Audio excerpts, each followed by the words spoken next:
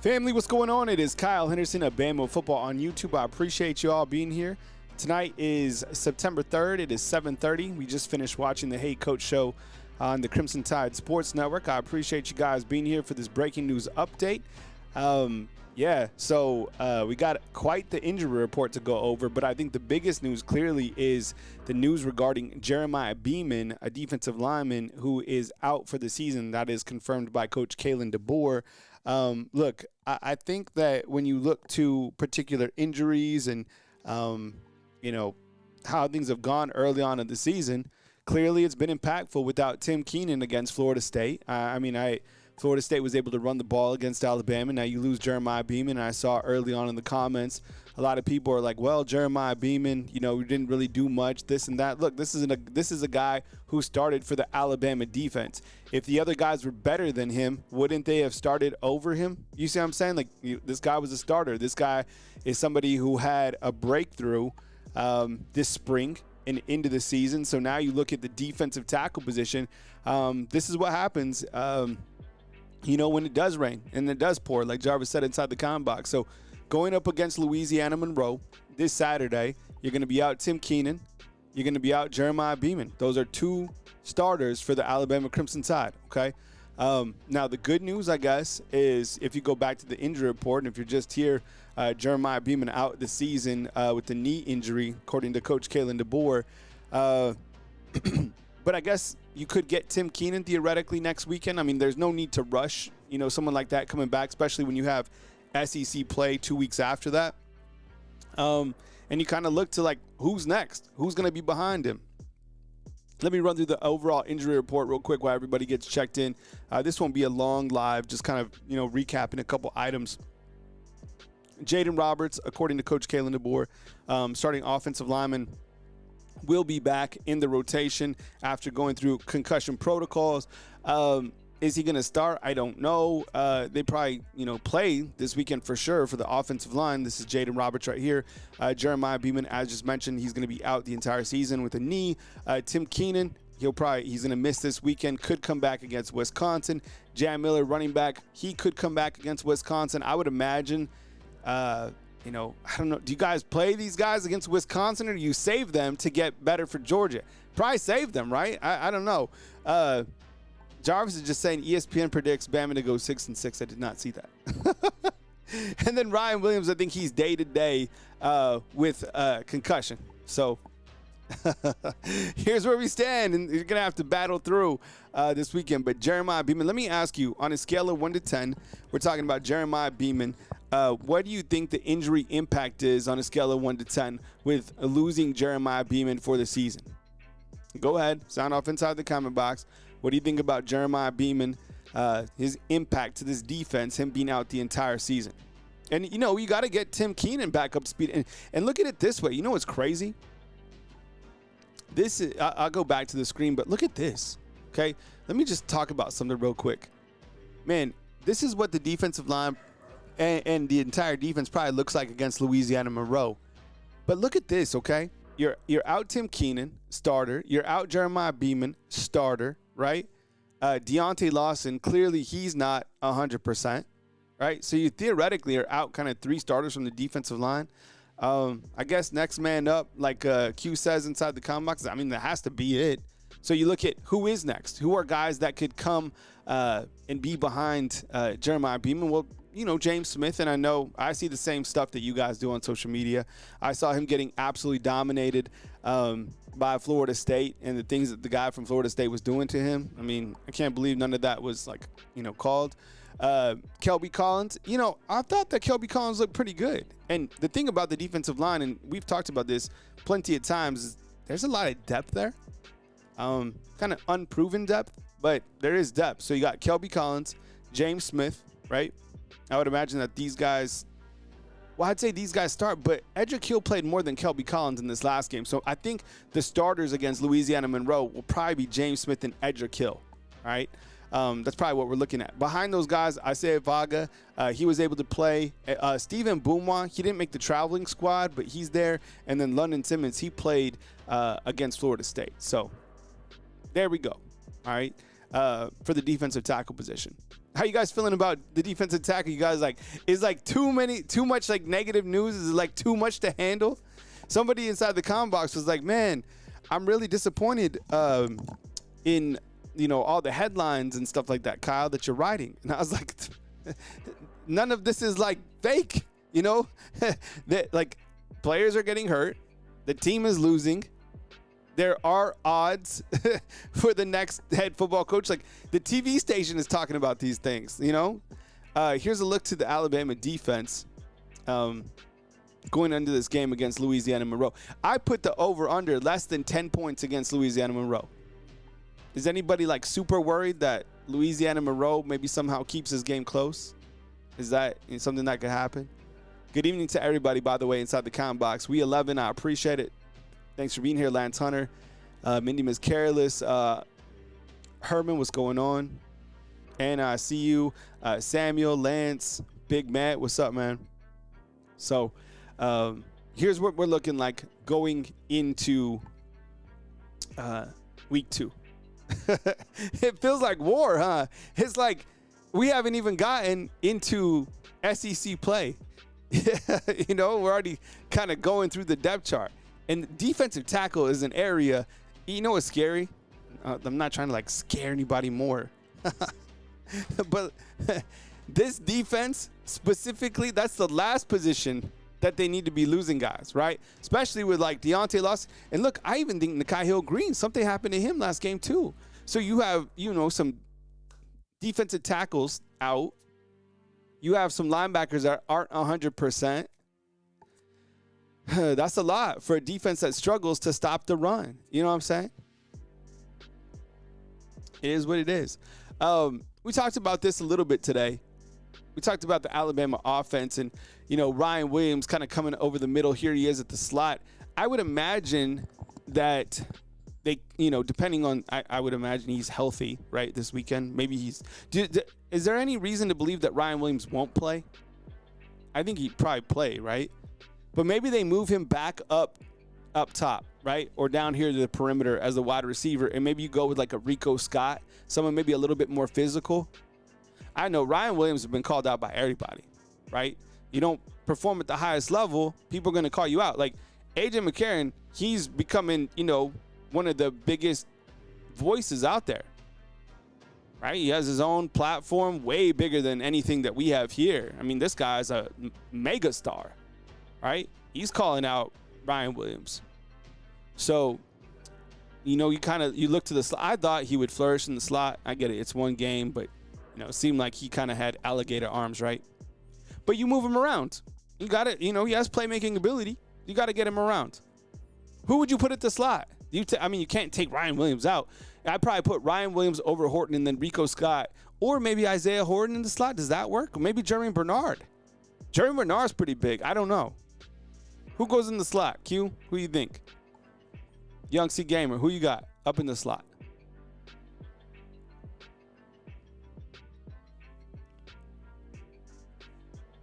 That's what we're watching, this weekend.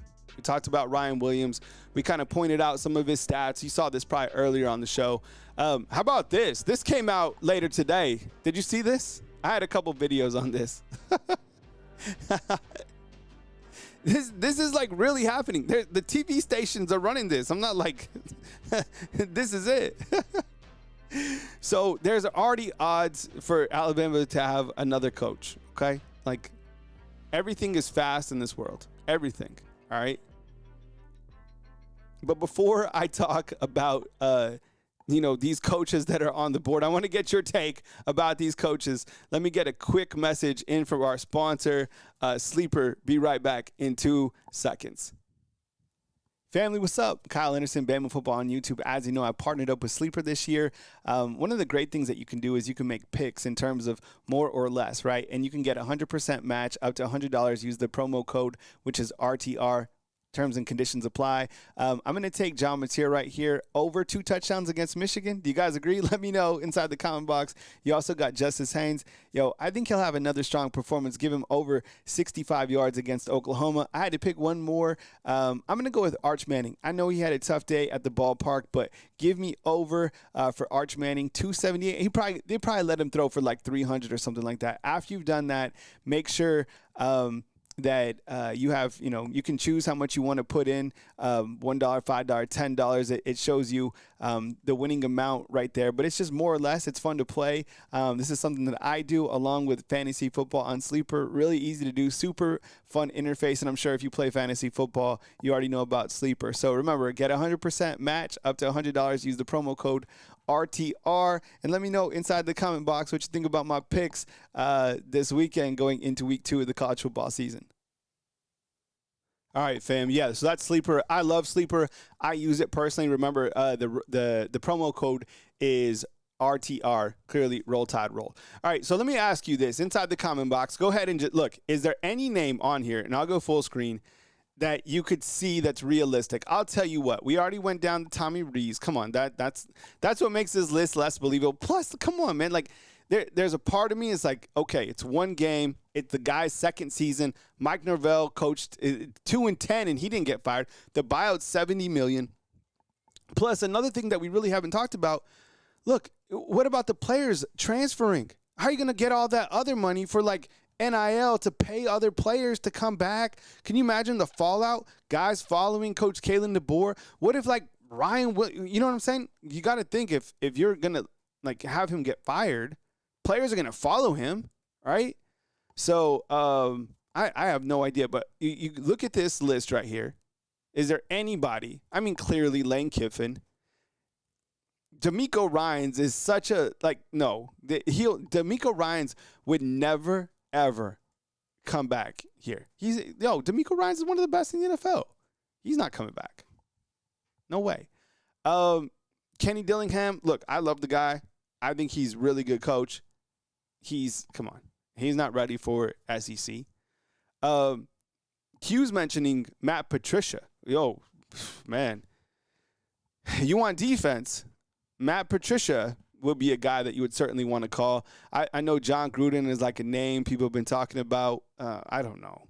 I don't know about, and it's crazy, right? You lose one game, and it's like, that's it. Panic time. But you know what's going to be crazy? Like Mike G says inside the comment box, the season's not over. What happens if they beat Louisiana Monroe, right, 41-0? What are we going to be saying? Are we going to be mad? I think what will happen? It's going to be weird because they win that game big, I'm predicting, and then you come back and you really figure kind of things out against Wisconsin. You know what I'm saying?